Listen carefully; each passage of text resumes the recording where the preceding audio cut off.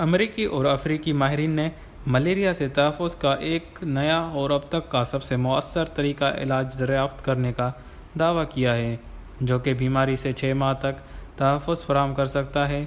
اس وقت ملیریا کے علاج اور تحفظ کے لیے ویکسین سمیت دیگر ادویات موجود ہیں، مگر اس باوجود اس بیماری سے دنیا بھر میں سالانہ 6 لاکھ سے زائد افراد ہلاک، جبکہ 2 سے 2.5 کروڑ لوگ بیمار ہوتے ہیں۔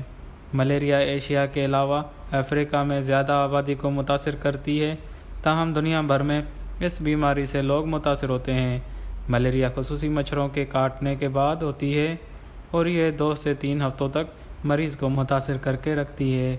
امریکہ کے نیشنل انسٹی ٹیوٹ آف ہیلتھ کی جانب سے لیبارٹری میں تیار کردہ اینٹی باڈیز کے ذریعے افریقی اور امریکی ماہرین نے ملیریا سے متاثر افراد کا علاج کر کے ایک نیا اور اب تک کا سب سے مؤثر طریقہ دریافت کر لیا۔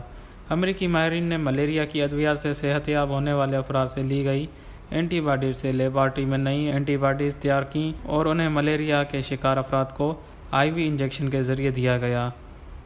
تجربے کے لیے ماہرین نے افریقی ملک مالی میں 330 رضاکاروں کی خدمات حاصل کیں اور انہیں 3 مختلف گروپوں میں تقسیم کیا۔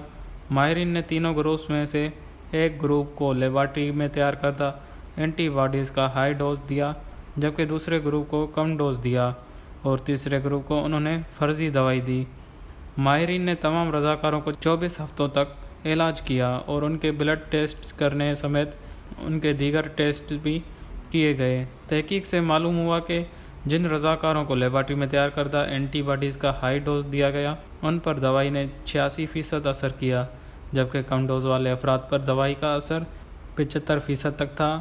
تحقیق سے یہ بھی معلوم ہوا کہ اینٹی باڈیز لینے والے افراد ملیریا سے کم از کم 6 ماہ تک محفوظ رہے، یعنی انہیں اسی سیزن میں مچھروں کے کاٹنے کے باوجود دوبارہ ملیریا نہیں ہوا۔